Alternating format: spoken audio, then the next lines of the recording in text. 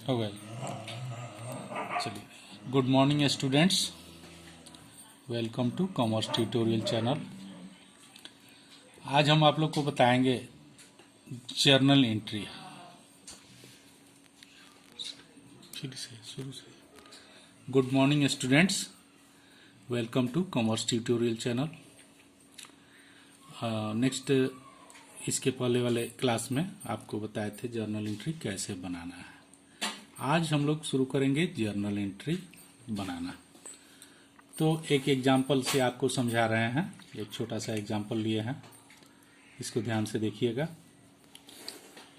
Generalized it, इसको journal करना है जर्नल एंट्री। तो जर्नल एंट्री में सबसे पहले हम लोग का क्या होता है, जर्नल एंट्रीज में कितने कॉलम होते हैं, जर्नल एंट्रीज। तो जर्नल एंट्रीज का फॉर्मेट बनाएंगे हम सबसे पहले। हाँ, तो हम सबसे पहले ये जर्नल एंट्रीज का फॉर्मेट खींचेंगे, ऊपर हेडिंग डालेंगे जर्नल एंट्रीज। ठीक है, ये हो गया मेरा जर्नल एंट्रीज का फॉर्मेट तैयार करेंगे हम लोग। तो इसमें आपको जो है टोटल 5 कॉलम होते हैं। जर्नल एंट्रीज में टोटल 5 कॉलम होते हैं।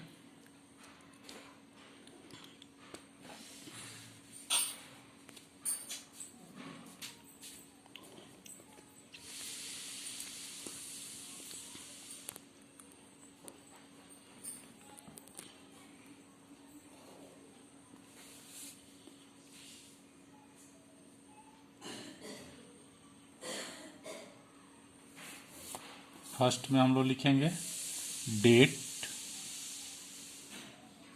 सेकंड कॉलम में लिखेंगे पार्टिकुलर, थर्ड कॉलम में लिखेंगे एलएफ, और फोर्थ कॉलम में डेबिट अमाउंट, फिफ्थ कॉलम में क्रेडिट अमाउंट। अब हम लोग क्वेश्चन करेंगे। फर्स्ट में दिया है business started with cash. Business started with cash. जब भी हम बिजनेस स्टार्ट करेंगे तो बिजनेस में कैश हमारा आ रहा है। कैश कौन सा अकाउंट है, कैश को हम सबसे पहले समझेंगे। कैश हमारा कौन सा अकाउंट है, तो रियल अकाउंट है। कैश रियल अकाउंट है। रियल अकाउंट का फॉर्मेट क्या कहता है, rules, debit what comes in, credit what goes out. तो हम लोग इसको जो है सबसे पहले हम क्या करेंगे, कैश को डेबिट करेंगे। ठीक है, कैश को हमने डेबिट किया, कैश अकाउंट डेबिट, और डेबिट कॉलम में 1 लाख है तो 1 लाख डाल दिए। फिर ये कैपिटल कैश जो है हमारा बिजनेस में आया और वो कैपिटल बन गया। उससे हमने कोई सामान खरीदा, परचेज किया, इन्वेस्ट किया, तो वो हमारा कैपिटल बन गया। तो लिखेंगे कैपिटल क्या हो गया है, ये आपका हो गया लायबिलिटीज।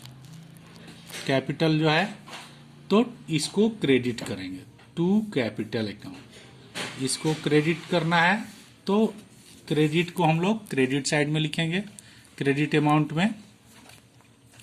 जर्नल एंट्री करने के बाद एक छोटा सा नरेशन देते हैं। नरेशन मीन्स होता है जो हमने यहाँ एंट्री की है उसका डिटेल्स, उसका विवरण। ठीक है, तो यहाँ हम लोग किस लिए किए हैं, बिजनेस स्टार्ट करने के एवज में हमने ये जर्नल एंट्री किया है। तो हम लोग लिखेंगे being business started with cash 1 lakh. Second date में 1 हम डाल दिए। नेक्स्ट है सेकेंड में goods purchased on cash. Goods purchase on cash, यहां कह रहा है गुड्स परचेज किया गया। तो गुड्स क्या है हमारा, रियल अकाउंट है वो भी। रियल अकाउंट कहता है debit what comes in, credit what goes out. फिर यहाँ हम गुड्स हमारे यहाँ कम्स इन हो रहा है, परचेज कर रहे हैं तो मेरे घर आ रहा है, तो लिखेंगे परचेज अकाउंट डेबिट। और क्या जा रहा है, कैश रियल अकाउंट है। यहाँ गुड्स खरीदेंगे, परचेज करेंगे तो हम पैसा देंगे उसको, कैश हमारा गोज आउट हो रहा है, तो लिखेंगे टू कैश अकाउंट। यहाँ कैश जा रहा है, ठीक है। पैसा परचेज डेबिट में है तो डेबिट कॉलम में पैसा डाल दिए 10,000। कैश गोज आउट हो रहा है, कैश क्रेडिट में है, कैश का पैसा क्रेडिट साइड में क्रेडिट अमाउंट में डाल दिए। नेक्स्ट क्वेश्चन है गुड्स परचेज फ्रॉम मोहन। अब देखिए यहाँ और इस क्वेश्चन में क्या फर्क है, यहाँ भी गुड्स परचेज हो रहा है, यहाँ भी गुड्स परचेज हो रहा है, लेकिन यहाँ ऑन कैश है। यहाँ क्या है, ऑन कैश, यानी कि गुड्स जो खरीदा गया कैश से खरीदा गया, तो हमारा कैश गया, इसलिए टू कैश हमको लिखना पड़ा। यहाँ तो गुड्स हम परचेज कर रहे हैं लेकिन हमने कैश नहीं दिया उसको, क्या किया, गुड्स परचेज्ड फ्रॉम मोहन, ये मोहन से खरीद लिया, ठीक है। तो मोहन से खरीदने का सेंस यहाँ है अकाउंट्स में, जब कैश या चेक नहीं दिया रहे और किसी व्यक्ति का नेम दिया रहे तो हम ये समझेंगे, ये इंडिकेट करता है कि गुड्स का जो सेल हुआ या परचेज हुआ वो क्रेडिट गया, मतलब बाकी गया। तो कैश मिला नहीं हम लोग को, तो फिर कैश नहीं मिला या कैश नहीं दिए, तो कैश नहीं दिए तो हमारे पास से कैश नहीं गया। तो अब यहाँ क्या रूल आ जाएगा, ये मोहन कौन सा अकाउंट है, मोहन आपका पर्सनल अकाउंट है, ये पर्सनल अकाउंट। पर्सनल अकाउंट का रूल क्या कहता है, debit the receiver and credit the giver, यानी कि रिसीवर को डेबिट करेंगे और गिवर को क्रेडिट करेंगे। तो ये परचेज हमारा रियल अकाउंट था, तो परचेज गुड्स परचेज किए हम लोग, गुड्स रियल अकाउंट था, तो कम सीन में आ गया, तो लिखेंगे purchase account debit, debit amount में 10,000, ठीक है। और मोहन जो है हमारा गिवर है, कहाँ से माल हम खरीदे, तो मोहन के यहाँ से, मोहन ने हमको माल दिया, गुड्स हमको मोहन के दुकान से मिला, यानी मोहन हमारा गिवर हो गया।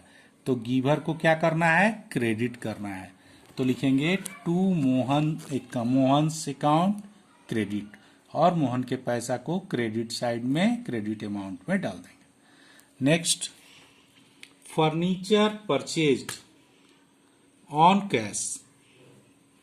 अब देखिए यहाँ केस जो है आप देखिएगा, परचेज यहाँ भी हो रहा है, यहाँ फर्नीचर परचेज हो रहा है। गुड्स मीन्स आप लोग जानते हैं, गुड्स का इस्तेमाल व्यापारी उसी समय करता है जब वो परचेज किया है बेचने के उद्देश्य से, यानी जब बेचने के उद्देश्य से कोई चीज परचेज किया जाता है तो व्यापारी अपने भाषा में उसको गुड्स बोलते हैं। और कोई पार्टिकुलर आइटम खरीदा जाता है दुकान में ही, तो उसको रखने के लिए खरीदा जाता है, तो उस पार्टिकुलर आइटम का नेम लिखा रहेगा क्वेश्चन में। As for example, furniture purchased from Ram, यहाँ राम से फर्नीचर खरीदा गया, यानी ये फर्नीचर बेचने के लिए नहीं है बल्कि दुकान में यूज करने के लिए है, तो इसलिए ये पार्टिकुलर पर्सन हो गया। तो यहाँ हम लोग यूज करेंगे, पार्टिकुलर पर्सन का नेम देंगे परचेज में, ठीक है। परचेज के जगह पर ये भी डेबिट ही होगा लेकिन इसका नेम लिखा जाएगा। तो हम लोग के पास क्या, यहां आ गया हम लोग का furniture, furniture account debit to cash account, ठीक है। फर्नीचर हमारा कैश जा रहा, खरीद रहे हैं, तो furniture purchase on cash, furniture account दिया टू कैश अकाउंट। फर्नीचर 5,000 में खरीदा गया, तो फर्नीचर के कॉलम में आपका डेबिट कॉलम में आ गया, डेबिट अमाउंट में पैसा 5,000, कैश गोज आउट हो रहा है, कैश क्रेडिट साइड में लिखा गया क्रेडिट अमाउंट। नेक्स्ट क्वेश्चन है फर्नीचर परचेज फ्रॉम राम, जैसे कि यहाँ गुड्स परचेज ऑन कैश था तो लिखे goods account DR to cash account. फिर उसी तरह से गुड्स परचेज फ्रॉम मोहन था, यानी मोहन से खरीदा गया यानी क्रेडिट हो गया। उसी तरह से फर्नीचर यहाँ खरीदा गया कैश, तो कैश गोज आउट हुआ, लेकिन फर्नीचर यहाँ खरीदा गया क्रेडिट पर, यानी राम से खरीदा गया। फिर यहाँ राम पर्सनल अकाउंट हो गया, ये गिवर हो गया, तो गिवर को क्रेडिट करेंगे। अब फर्नीचर हमारा कम सीन हो रहा है, रियल्स है तो ये कम सीन हो रहा है, तो फर्नीचर को डेबिट करेंगे और राम को क्रेडिट करेंगे। तो लिखेंगे furniture account debit, debit column में 5000 का खरीदे हैं 5000 to Ram account, Ram accounts को क्रेडिट करेंगे, हमारा राम क्रेडिटर्स बन गया 5000 के लिए, तो क्रेडिट अमाउंट में 5000। Next 6 point, goods sold on cash. अब हम लोग परचेज का ये 4 एंट्री हम लोग कर लिए, purchase on cash, purchase on credit, particular item purchase on cash, purchase on credit, 4 item purchase पर सीख गया हम लोग। अब इस पे हम गुड्स पे भी सीखेंगे, 3 आइटम्स गुड्स पर भी सीखेंगे, ठीक है। तो गुड्स सोल्ड ऑन कैश, अब परचेज का उल्टा गुड्स सोल्ड हो रहा है, परचेज कर रहे हैं तो आ रहा है, सोल्ड करेंगे तो गुड्स जाएगा। तो goods sold on cash, goods sold कर रहे हैं कैश, यानी कि कैश हम रिसीव करेंगे और अपने गुड्स को सेल करेंगे।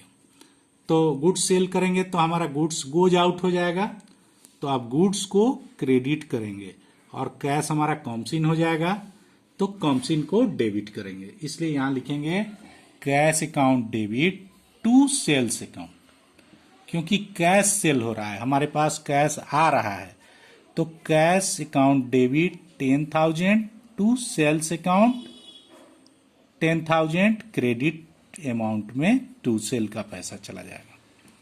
Next goods sold to Sohan, अब यहाँ गुड्स भी हम सोल्ड कर रहे हैं, वो भी क्रेडिट जा रहा है, मतलब बाकी जा रहा है, तो किसके पास जा रहा है, सोहन के पास। तो यहाँ गुड्स सोल्ड हो रहा है तो गोज आउट तो हो रहा है, लेकिन सोहन यहाँ पर्सनल अकाउंट है, तो पर्सनल अकाउंट में डेबिट और रिसीवर और गिवर देखा जाता है। तो यहाँ सोहन हमारा क्या है, सोहन हमारा ये रिसीवर है, हमने गुड्स को सोल्ड किया तो कौन रिसीव किया, सोहन, तो ये रिसीवर हो गया सोहन, यानी सोहन को डेबिट करेंगे। अब तो लिखेंगे Sohan's account debit to sales account, क्योंकि सेल्स हो रहा है तो हमारा गुड्स जा रहा है और सोहन के पास जा रहा है, सोहन इसका रिसीवर है, तो सोहन को डेबिट किए, गुड्स को गोजॉन को क्रेडिट किए, लिख दिए Sohan's account debit to sales account 5000 5000। Next में आइए, गुड्स सोल्ड कॉस्टिंग ₹5000। ये क्वेश्चन बहुत ही इंपॉर्टेंट क्वेश्चन है, इस एंट्री को आप देखिएगा, ध्यान से समझिएगा, सभी लोग ध्यान से समझिएगा। यहां कह रहा है कि goods sold costing ₹5000 and sold 6000। यहां उसका कहने का सेंस है कि गुड्स जो था वो जो खरीदा गया था वो 5000 में खरीदा, गुड्स जो बेच रहे हैं वो कॉस्टिंग रुपीज उसका दिखा रहा है, मतलब कि उसका लागत वैल्यू, कॉस्टिंग वैल्यू उसका है 5000। लेकिन आपको याद है, आपको जानकारी है कि जब भी हम बिजनेस करते हैं तो उसको सेल करते हैं तो कॉस्टिंग प्राइस पे नहीं करते हैं, उसको हम कुछ प्रॉफिट लेकर करते हैं। जो भी हमारा सेल होता है वस्तु का, गुड्स का सेल करते हैं, तो जितना में खरीदेंगे उतना ही में अगर बेचेंगे तो फिर बिजनेस का कोई अर्थ नहीं रह गया, बिजनेस करने का कोई उद्देश्य नहीं रहा। इसलिए हमारे बिजनेस का उद्देश्य क्या है, प्रॉफिट कमाना। तो प्रॉफिट कब कमाएंगे, जब हम खरीदेंगे उस पर कुछ दाम रखेंगे, कुछ एक्स्ट्रा प्राइस उसका रखेंगे और तब बेचेंगे, तो बीच का मार्जिन जो हमारा आएगा सेल और परचेज का, वो हमारा होगा प्रॉफिट। तो यहाँ वही बात कह रहा है कि गुड्स जो है सोल्ड किया गया 6000 में, लेकिन उसका कॉस्टिंग प्राइस था 5000। तो यहाँ हमको सेल करने में कॉस्टिंग प्राइस से कोई मतलब नहीं है, डायरेक्ट एंट्री करेंगे हम सेल प्राइस से। तो सेल करेंगे तो पैसा आएगा, कैश कॉमसिन हो जाएगा। तो लिखेंगे कैश अकाउंट डेबिट, यहाँ cash account debit to sales account. Cash हमारे पास आ गया 6000, डेबिट हो गया, और सेल्स चला गया, माल हमारा चला गया 6000 का, तो क्रेडिट हो गया, क्रेडिट अमाउंट में हो गया। नेक्स्ट है cost cash deposited into bank. Cash deposited into bank, bank में रुपया जमा किया, डिपॉजिट किया। तो बैंक में रुपया जमा करेंगे तो हमारा कैश डिपॉजिट हो रहा है, यानी कैश जा रहा है, कैश हमारे घर से जा रहा है। कहाँ जा रहा है? तो बैंक में। तो बैंक यहाँ कौन सा अकाउंट हो गया? Personal account.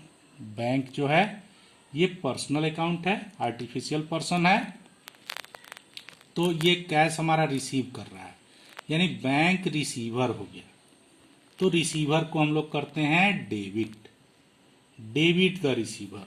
तो बैंक में डिपॉजिट करेंगे तो लिखेंगे बैंक अकाउंट डेबिट 1000 रुपीज, और कैश डिपॉजिट कर रहे हैं यानी कैश गोज आउट हो रहा है, रियल अकाउंट है। तो गोज आउट को हम लोग क्रेडिट करते हैं, तो लिखेंगे टू कैश अकाउंट 1000 क्रेडिट किए हैं, तो क्रेडिट के कॉलम में क्रेडिट अमाउंट में चला जाएगा। हो गया। नेक्स्ट एक और क्वेश्चन है, cash withdrew from bank. Bank से रुपया निकाला, cash withdrew from bank, bank से रुपया निकाला। तो इसका क्या एंट्री करेंगे हम लोग? 3 नंबर का एंट्री करेंगे। अब बैंक से रुपया निकालेंगे तो बैंक से पैसा मेरे घर आ रहा है, ठीक है। तो cash comes in, cash real account है, रियल अकाउंट का फॉर्मेट कहता है कम्स इन को डेबिट करो, गोज आउट को क्रेडिट करो। तो कैश हमारा कम्स इन है यहां, तो लिखेंगे cash account debit, comes in हो गया। क्या कौन दे रहा है हम लोग को? गिवर कौन है यहाँ? कैश हम किससे प्राप्त कर रहे हैं? बैंक से। तो बैंक हमारा गिवर हो गया, तो लिखेंगे to bank account, bank account. Cash debit column में डेबिट हुआ है, तो डेबिट कॉलम में 1000, बैंक क्रेडिट हुआ है तो क्रेडिट कॉलम में बैंक का पैसा 1000। अब नरेशन लिखेंगे, नरेशन में क्या लिखते हैं? बीइंग।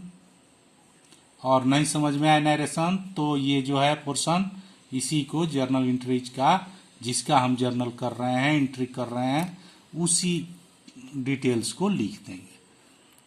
नरेशन में लिखेंगे कैश विड्रू फ्रॉम बैंक।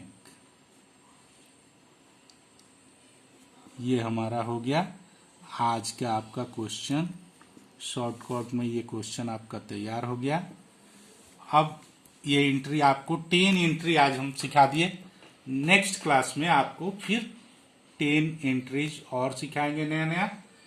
अब जर्नल एंट्रीज को टोटल हम यहाँ टोटल जर्नल एंट्रीज को हम लोग दिखाएंगे, ऐड करेंगे, ठीक है। तो अब ऐड करेंगे ऊपर से 1 लाख 10,000, 10,000, 1,20,000, 1,30,000, 1,40,000, 1,51,000, 52,000, 53,000। अब यहाँ हमारा टोटल हो गया 53,000, 1,53,000।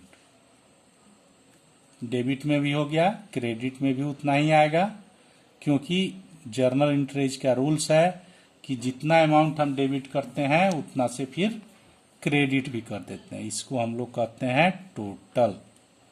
ये हो गया आपका टोटल। अब टोटल कर लिए, ये जर्नल एंट्रीज हमारा बन गया, इसके नीचे 2 लाइन खींच दिए। Okay, thanks.